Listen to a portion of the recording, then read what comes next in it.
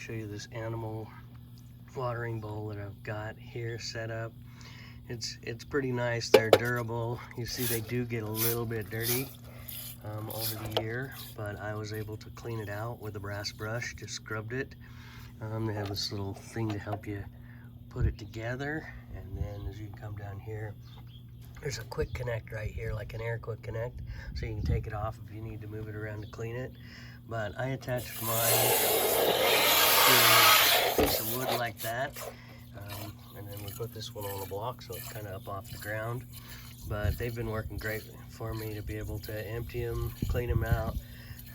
There's no leaks or anything. You can see I have another one over there, so I liked it enough. I bought 3 of them, and we have in our kennels for our dogs that are in our kennel, and we have one out for our dogs to just have them when they're out running around the backyard. So definitely a product I've liked and used.